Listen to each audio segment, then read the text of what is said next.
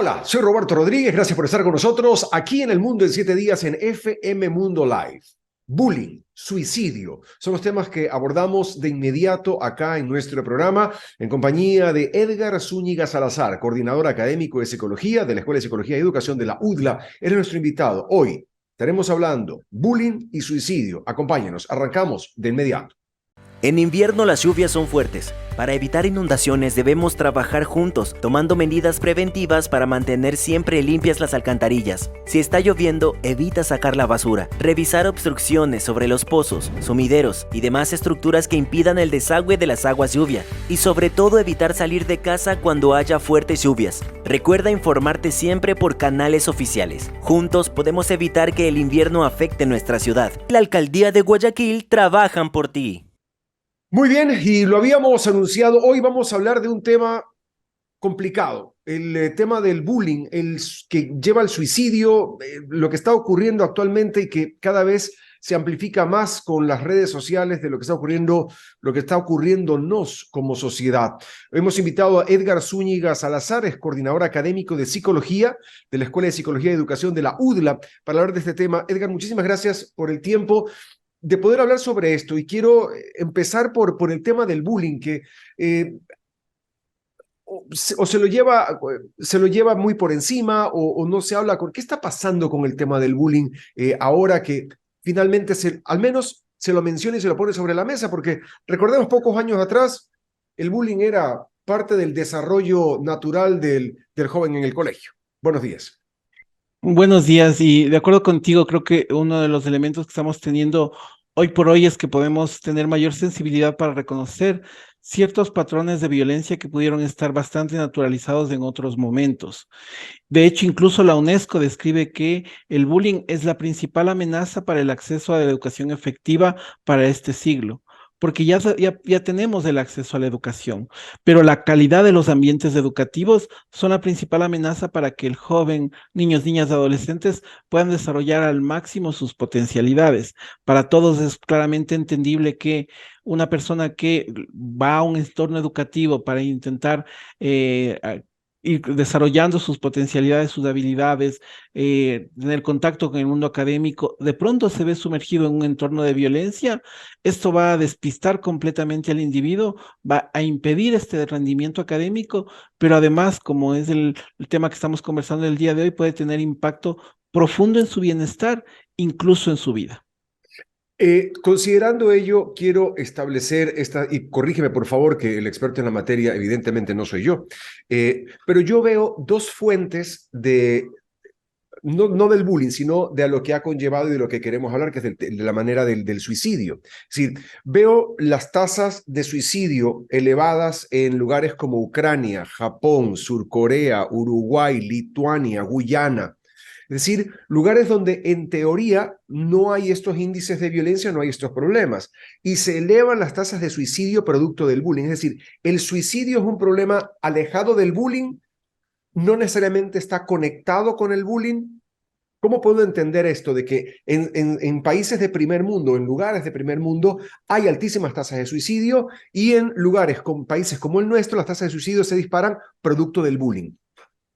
Esta violencia es un detonante, ¿no es cierto? Hay unos elementos, unas ciertas vulnerabilidades en el individuo que hacen que estos sean unos detonantes. La violencia, el encontrarme sin recursos para poder precisamente gestionar esto, una débil red relacional, llámese familia, llámese amigos, llámese institución educativa, me dejan en una situación de desprotección que, sumado, por ejemplo, a la etapa vulnerable que es la adolescencia, en la cual estoy explorando mi identidad, estoy teniendo incluso cambios o características neuropsicológicas que me hacen tener decisiones impulsivas, que probablemente pueda tener un cerebro emocional claramente activo en esta etapa de la vida, y yo estoy viviendo una situación de violencia. Ese puede ser el detonante que me lleve a una decisión fatal como el suicidio. Ok, es decir, coligiendo un poco lo que tú me estás diciendo, es decir, en esa etapa estudiantil, en esa etapa de formación del ser humano como tal, somos susceptibles al bullying, que hoy, desgraciadamente, no es, caramba, a los términos que uno ha llegado, Pero antes, cuando había bullying, te lo hice yo, yo también fui víctima del bullying, pero llegaba a mi casa y se acababa el problema. Y tenía que aguantarme el bullying al día siguiente cuando llegaba al colegio, pero tenía unas buenas 12 horas de alejarme del problema. Hoy el problema está contigo 24/7, porque te siguen haciendo bullying, porque te tomaste una foto con los compañeros en el cole y claro, entonces el gordo, el alto, el feo, el pelón, el cuatro ojos, el de aquí, o los términos que utilicen ahora que entiendo van un poquito más allá, pasados de tono, pero claro, pasas a ser la burla del grupo producto de una foto y ese bullying te persigue 24/7. Entonces, ¿cómo sobrellevar esto? ¿Qué podemos hacer nosotros como padres para estar atentos y ver cuando las cosas se pasan de nivel? Porque hay que considerar también, los jóvenes cuando están en esa etapa no ven claramente la línea, no ven dónde está la línea, donde transgredes de una broma, una molestia, algo, digamos, socialmente aceptable, a perjudicar la autoestima de una persona. Correcto.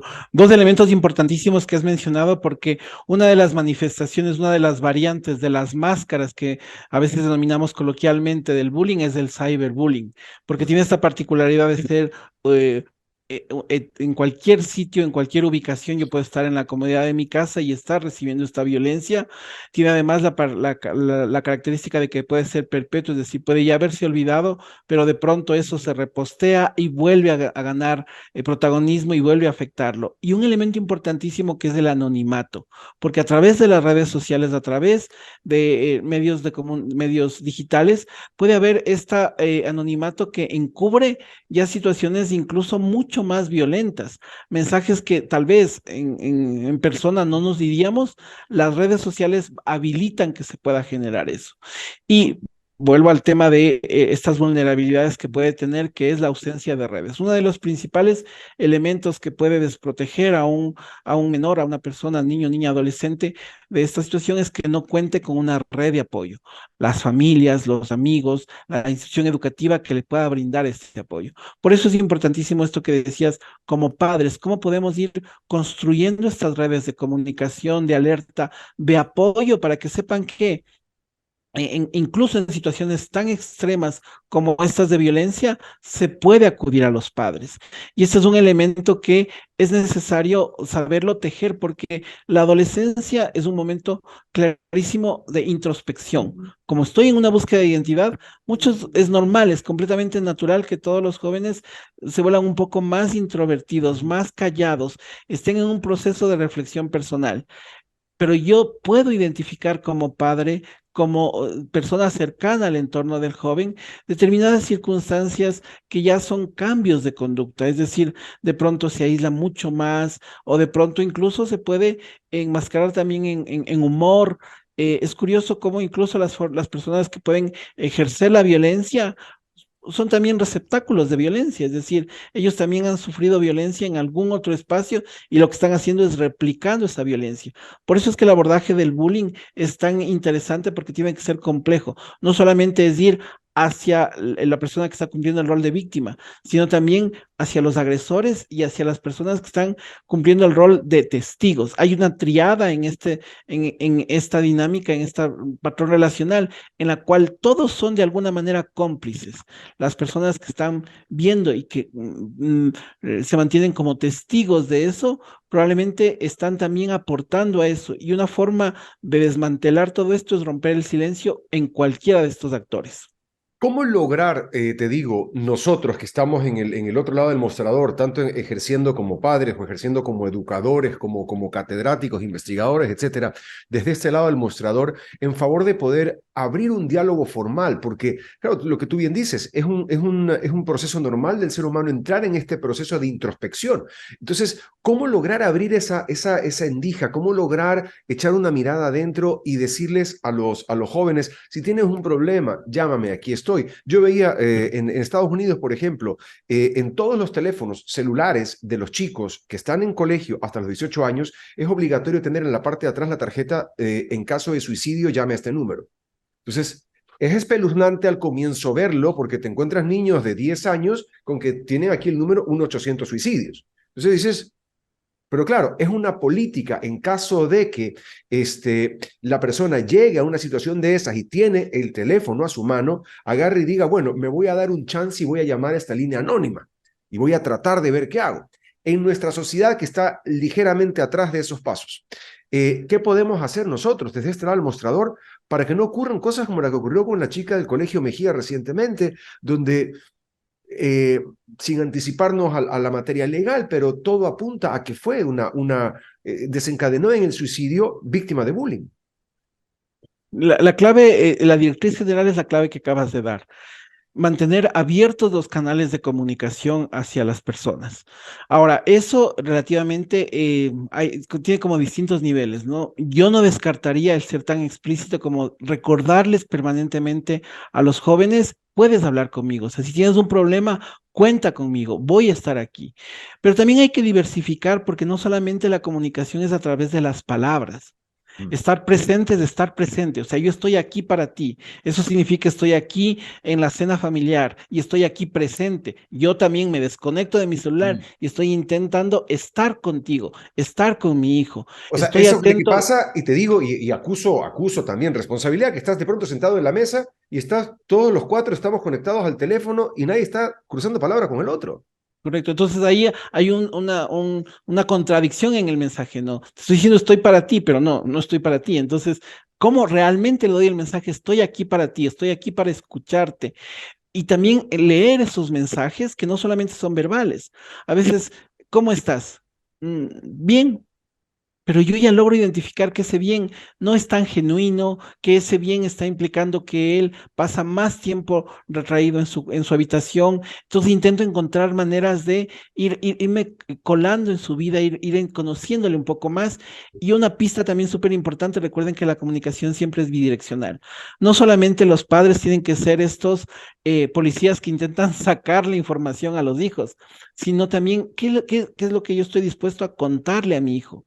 Por ejemplo, la típica barrera que se suele presentar en la comunicación, ¿no? ¿Qué tal tu día en el colegio? Bien.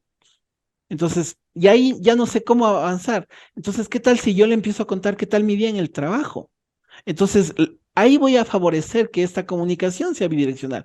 En tanto en cuanto yo me dejo conocer por parte de mi hijo va a ir construyendo la confianza para irme contando cómo están. Y no contarle solo la vida perfecta, sino también contarle las dificultades, los retos que estoy enfrentando para hacer humanas las relaciones. Es súper importante que humanicemos, y esto, por ejemplo, para los educadores, es súper importante que recordemos que quienes nos dedicamos a esto, no solamente tenemos que ver números o apellidos, son personas. Esto de humanizar, de volverle esta esencia de humano a la persona. ¿Por qué estás triste? ¿Por qué estás cabizbajo? ¿Por qué tienes esta baja nota? ¿Qué está pasando? ¿Cómo salen o se relacionan en el recreo? Estos son elementos que podemos estar atentos y nuevamente sin descuidar de cómo ir explicitando que hay unas redes de comunicación y una red de apoyo para esa persona.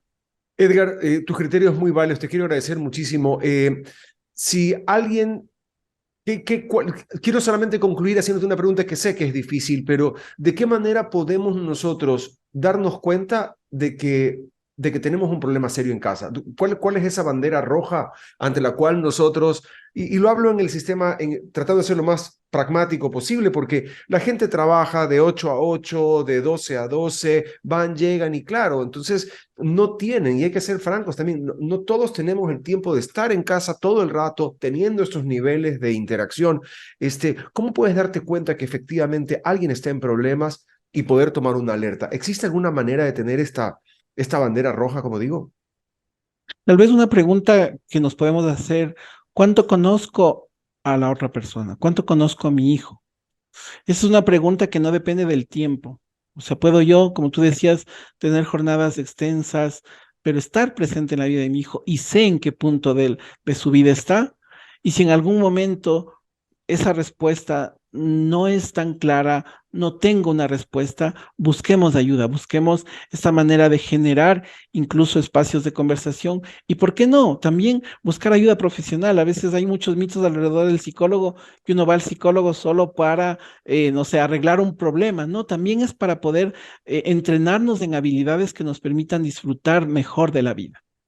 Te agradezco muchísimo los criterios. Edgar Zúñiga, coordinador académico de psicología de la Escuela de Psicología y Educación de la UDLA, con quien hemos conversado esta mañana de un tema que preocupa, nos preocupa como sociedad. Te mando un abrazo y muchísimas gracias por tu tiempo.